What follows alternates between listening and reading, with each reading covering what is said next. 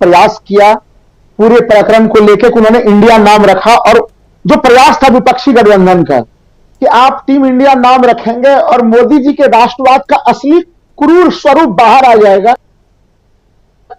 वो इतना जल्दी आएगा ये इसकी उम्मीद नहीं थी, लेकिन वो त्वरित तौर पर आ गया कि इन्होंने इंडिया नाम रखा नहीं कि वो उनकी तरफ से जो है कि तमाम उस प्रकार की टिप्पणियां आनी शुरू हो गई। राजीव जी, आवाज थोड़ी मेरी कट रही है। जी आवाज मेरी मैं कह रहा हूं कि प्रधानमंत्री जी से कितनी हड़बड़ी में रहे वो कि वो हल्ला उन्होंने कर ही दिया। सोचिए कि उनको क्या क्या कहना पड़ गया। वो कभी एक तरह से किसी आतंकवादी संगठन से तुलना कर रहे हैं, किसी और जगह से तुलना कर रहे हैं, तो एक घबराहट की स्थिति है। देखिए, जब प्रधानमंत्री कह रहे हैं कि भाई क्या आपने यूपीए के नाम को छुपाना चाह रहे हैं, माननीय प्रधानमंत्री जी आप तो धन्यवाद के पात्र हैं, आप अच्छी बात है कि आप बार बार कहते रहे। और पुराने यूपीए भी अपने गरिमामय चीजों के लिए जाना जाता है, वो राइट टू एजुकेशन के लिए जाना जाता है, वो एक तरह से मनरेगा के लिए जाना जाता है, वो पारदर्शिता के तमाम चीजों के लिए जाना जाता है, जो उस समय तमाम प्रकार की चीजें, क्रांतिकारी चीजें हुई उस जमाने में। तो अगर प्रधानमंत्री जी इसी तरह से यूपीए का नाम लेते रहेंगे, हमें लग रहा है कि टीम इंडिया वालों के प्रचार का काम अभी हिंदुस्तानी जी बिल्कुल सही कह रहे थे, उसके काम को उन्होंने और काफी सामान्य और आसान कर दिया है। नंबर वन चीज। नंबर टू, देखिए पूरा देश ये समझ चुका है कि प्रधानमंत्री जी मणिपुर में बिल्कुल चुप्पी साधे हुए रहते हैं, उसके मामले पे बोलते हैं, सदन के बाहर बोलते हैं। वो लगातार पूरे देश दुनिया में घूमकर बोल सकते हैं, लेकिन वो सदन के भीतर नहीं बोल रहे हैं। ये भी एक तरह से आप सोच के देखिए कि राहुल गांधी नहीं है सदन में, लेकिन जो टीम इंडिया सदन में है उसकी पूरी घबराहट अभी भी उनके ऊपर नजर आ रही है। और अभी भी सोचिए किस हिसाब से वो गारंटी दे रहे हैं। देखिए आज अब तो जनमानस में एक बात बड़ी सामान्य हो गई है राजीव जी, लोग 2 डेट को कोट करना शुरू कर चुके हैं। सुप्रीम कोर्ट लोकतंत्र है, अगर आप लोकतंत्र के दायरे में विश्लेषण और मूल्यांकन के दायरे में सभी आएंगे। 11 जुलाई और आज के डेट में सुप्रीम कोर्ट ने जो फैसले में अंतर किया उसके ऊपर सबों की दृष्टि है कि 11 जुलाई और 27 जुलाई ये डेट भी लोगों के डेट पैन में याद है। और साथ ही साथ प्रधानमंत्री का जो 27 जून और 2 जुलाई, 27 जून को भोपाल में दी गई गारंटी और 2 जुलाई को जिस तरह से माननीय प्रधानमंत्री जी ने उस गारंटी को तोड़ा और अजित पवार को उप मुख्यमंत्री बनाया, बाद में उनको पूरा खजाना ही सौंप दिया, और अब तो चर्चा यह है कि उन्हें मुख्यमंत्री का पद भी दिया जाएगा। तो उनके भ्रष्टाचार की गारंटी की क्या स्थिति में प्रधानमंत्री नया गारंटी दे रहे हैं कि अगले टर्म में जीतूंगा और देश को तीसरा अर्थव्यवस्था भी बनाऊंगा। तो अब दुनिया समझ चुकी है कि ये बेवकूफी का जो गारंटी वाला किस्सा वो भी उनका नहीं चलने वाला है। राजस्थान के मामले पर लाल डायरी पर तो प्रधानमंत्री ऐसे बोल रहे हैं जैसे लग रहा है कि वो लाल डायरी में क्या लिखा हुआ है उन्होंने राजेंद्र जी को दिया हुआ हो कि उस डायरी के एक पंक्तियों को पढ़ा हुआ हो उन्होंने। बहुत सारे लोग ये चीज कह रहे हैं कि भाई हो सकता है उसमें लाल डायरी के भीतर क्या था, प्रेम पत्र था, कविता थी, कहानी थी, क्या लिखा हुआ था। प्रधानमंत्री इतने दावे के साथ कैसे कह सकते हैं कुछ लाल डायरी में क्या था। तो देखिए प्रधानमंत्री घबराए हुए हैं, टीम इंडिया से घबराए हुए हैं, 3 जगह के जो चुनाव आने वाले हैं उससे घबराए हुए हैं। चूंकि जो राजस्थान में डिलीवरी सिस्टम है, अशोक गहलोत वहां पे देखिए उन्होंने जो काम किया है उनका डिलीवरी सिस्टम बोल रहा है। गारंटी उन्होंने, अशोक गहलोत ने जो गारंटी की बात जनता को कही थी वो डंके के चोट पर जनता के बीच में जा रहे हैं। तो एक तरफ है असली गारंटी देने वाले टीम इंडिया के लोग और एक तरफ है नकली गारंटी देने वाले हमारे माननीय प्रधानमंत्री जी। तो देश के सामने में असली गारंटी और नकली गारंटी की बात है। प्रधानमंत्री जी ने तो मणिपुर को लेकर भी कहा था कि मणिपुर में आप डबल इंजन की सरकार बनाइए, मणिपुर को अनंत ऊंचाई तक पहुंचा देंगे। लेकिन अपने सत्ता की स्वार्थ की राजनीति जो कि इनकी पूरी पृष्ठभूमि रही है अब तक 2002 से, उस राजनीति को पूरा देश देख और समझ रहा है। उसी राजनीति की पूरी 100% पुनरावृत्ति मणिपुर में हुई है। आप सोच के देखिए कि अगर 370 हटा सकते हैं, जम्मू कश्मीर में पूरे शांति के साथ इन्होंने 370 हटा लिया, इनकी इच्छा शक्ति थी, तो मणिपुर जहां पे की आबादी केवल 30 लाख की है वहां पे अभी भी हिंसा कैसे हो रही है, जब पूरे दुनिया में हंगामा मचा है, संसद में हंगामा मचा हुआ है और अभी भी उस मणिपुर को ये शांत नहीं कर पाए। इसका मतलब है कि ये मणिपुर को शांत करने में इनकी थोड़ी भी रुचि नहीं है। राहुल गांधी से अगर थोड़ी भी प्रेरणा लेते तो इस देश का काफी हद तक समस्या का समाधान वो कर चुके होते। लेकिन प्रधानमंत्री जी कहते हैं ना कि विनाश काले विपरीत बुद्धि। मैं ये कह रहा हूं कि राहुल गांधी के जो चौके छक्के जो वो लगा रहे हैं टीम इंडिया की तरफ से, उसने प्रधानमंत्री जी जो तमाम रणनीति अपना रहे हैं वो अपना ही सेल्फ गोल करते चले जा रहे हैं। वो सेल्फ गोल महाराष्ट्र में भी हम लोग देख रहे हैं कि वहां पे दो दो पार्टियों को तोड़ा और दोनों की लोकप्रियता में वृद्धि हो चुकी है। उद्धव ठाकरे की लोकप्रियता में कितनी वृद्धि हो पूरे साल भर से हम लोग देख रहे हैं। आप जितना ही कुठाराघात हमला करेंगे, अगर आप तेजस्वी यादव पे हमला करेंगे वो बिहार में और मजबूत होंगे। आप राहुल गांधी पे हमला जितना कर रहे हैं वो और मजबूत हो रहा है। तो अब ये चलने वाला नहीं है। देश लोकतंत्र के लोकतांत्रिक मूल्यों को, जो वास्तविक लोकतांत्रिक और गांधीवादी मूल्य है, उसके तरफ देश अब जाना चाहता है। यही कारण है कि प्रधानमंत्री को बाध्य होना पड़ रहा है। 1942 के भारत छोड़ो आंदोलन का तो कभी इनके संस्थाओं ने कभी सहयोग नहीं किया। आज प्रधानमंत्री उसी क्विट इंडिया के नाम पे इंडिया शब्द को बदनाम करने की कोशिश कर रहा है। इसे भारत कभी स्वीकार नहीं करेगा।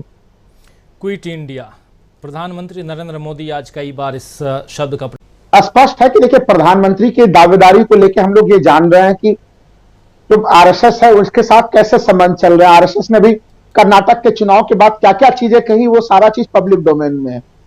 तो वहां पे एक टकराहट की स्थिति है। और जो अभी साथी मित्र लोग कह भी रहे थे कि जो थिंक टैंक है उसने मोदी शाह को अपने हालत में छोड़ दिया है, तो वो तो एक स्थिति है।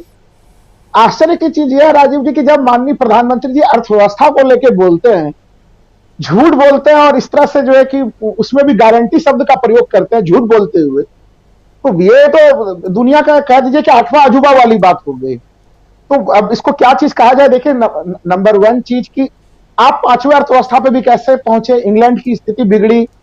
और कहीं कहीं जो भारत को जो वो हमारी अर्थव्यवस्था जो एक तरह से जीडीपी बढ़ी हुई दिख रही है, इसका एक बहुत बड़ा कारण हमारी मुद्रास्फीति भी है, हमारा इन्फ्लेशन भी है। क्योंकि वो जो हमारी जीडीपी है वर्तमान में, वो हमारे इस समय के वर्तमान के दाम के आधार पे है। वो उसमें कोई इन्फ्लेशन को माइनस करके हम अपने जीडीपी को कैलकुलेट नहीं कर रहे हैं। तो इसलिए वो आंकड़े काफी बड़े आ रहे हैं। अगर अभी इसमें महंगाई कंट्रोल में होती तो वो जीडीपी के आंकड़े भी छोटे आते। तो नंबर वन चीज तो ये कि ये देखिए कैसी शगुफा की स्थिति है। प्रधानमंत्री की अगर मैं अर्थव्यवस्था को लेकर अगर कुछ बड़े वादे, $5 ट्रिलियन की इकोनॉमी का बात वो करते थे, पहले उसका लक्ष्य 2023 ही रखा गया था कि 2023 तक में देश $5 ट्रिलियन इकोनॉमी का हो जाएगा। फिर बाद में उसके लक्ष्य को 2024 भी कर दिया गया था। लेकिन क्या कोई भी मानेगा कि अगले साल तक हम लोग $5 ट्रिलियन इकोनॉमी में जा रहे हैं? नहीं जा रहे हैं। उल्टे स्थिति क्या है देश की अर्थव्यवस्था की वास्तविकता देखिए। आरबीआई उनके नियंत्रण में सब कुछ है, लेकिन आरबीआई के हालिया एक रिपोर्ट को देखिए, भारतीय अर्थव्यवस्था 12 से 15 साल पीछे चली गई है। इस समय बेरोजगारी का दर एक तरह से स्वतंत्र भारत में सबसे ऐतिहासिक स्तर पे है। महंगाई ऐतिहासिक स्तर पे है। महंगाई पे एक तरह से ये सरकार हमेशा तुलना करती है कि नहीं देखिए ब्रिटेन में महंगाई का दर कितना है, अमेरिका में कितना है, लेकिन ये सरकार महंगाई दर की तुलना नहीं करती चीन से, महंगाई के दर की तुलना ताइवान से नहीं करती, जापान से नहीं करता। आप एशियाई देशों को छोड़ दीजिए और चले जाते हैं तो आप गिनती कर करके वैसे देशों का लिस्ट बना के रखा हुआ है बीजेपी ने कि जिनकी महंगाई दर भारत से ज्यादा है। जबकि दुनिया में कम से कम 65 ऐसे देश हैं जिनकी महंगाई दर भारत से मैं कह दूं कि कम से कम 10%, मतलब अगर घटा दें कि भारत में 100 है तो वहां वो महंगाई दर 10% पे ही है। यह स्थिति है महंगाई को लेके। इसलिए प्रधानमंत्री जी की जो सबसे बड़ी विफलता मैं मानता हूं दो क्षेत्रों में, एक तो देश के सांप्रदायिक सद्भाव को वो बराबर बनाए रखने में बिल्कुल विफल रहे, और दूसरी अर्थव्यवस्था के मामले में, चूंकि अभी अमलेंदु जी जो बात कह रहे थे हथियारों को लेकर, देखिए 4,500 ऑटोमेटेड हथियार जो है कि वहां पे लूटे गए हैं। और सबसे बड़ी चीज है कि 6.25 लाख लगभग जो है कि गोलियों की भी लूट कराई गई है वहां पे। और उसमें भी दुखद चीज यह है कि वो 90% से 95% जो वहां के स्थानीय पत्रकार हैं बता रहे हैं वो मैतेई समूह के पास है, और 5% के आसपास वो कुकी समूह के पास है। राज्य सरकार जो सत्ता में है, जो केंद्र में है, आपकी भूमिका वहां पे न्यूट्रल तटस्थ की होनी चाहिए थी, जो कि आप समानता के साथ न्याय दंड के साथ, आप न्याय दंड इन्होंने संसद में लगा लिया है, नए वाले संसद में।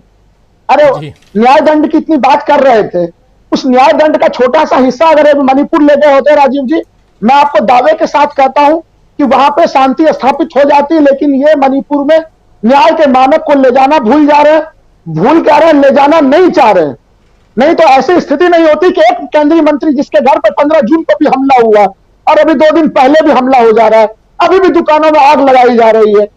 यूरोपियन यूनियन में चर्चा होती है आपके मणिपुर के ऊपर, भारत में जो है कि अमेरिका के राजदूत कह देते हैं कि भाई आपको मदद चाहिए तो हम ही से मदद ले लीजिए। यह स्थिति हो चुकी है। और वैसे स्थिति में आप मणिपुर को शांत नहीं करना चाहते, आप कैसा विश्वगुरु बनना चाहते हैं? क्या 21वीं सदी में भारत की दुनिया को यह संकेत देना चाहता है कि उसका एक राज्य है मणिपुर और वहां पर 3 महीने तक दंगे होते रहे और उस दंगे को कोई शांत कराने वाला नहीं रहा? मेरा मन आज अत्यंत प्रसन्न है कि इंडिया के लोगों ने वहां पे जाने का निर्णय लिया है।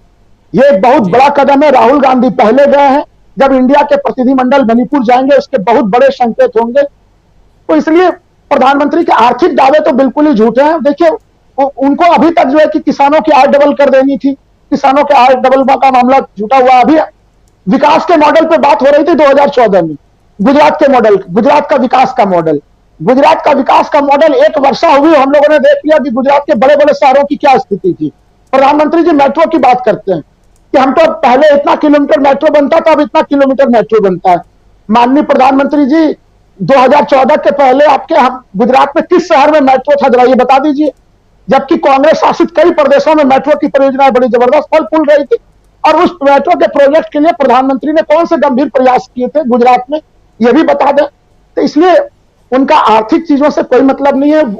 अंग्रेजों की जो मूल नीति थी, विभाजन करो की नीति, उसी के आधार पर वो सत्ता को प्राप्त करना चाहते हैं। और वो जो ये न्यू इंडिया जो वो कहते हैं, जो नई जनरेशन है, युवा पीढ़ी, जो कि राहुल गांधी के भारत जोड़ो यात्रा के साथ उन्होंने अपने आप को ऐसा जोड़ा कि आज राहुल गांधी के साथ जुड़ गए।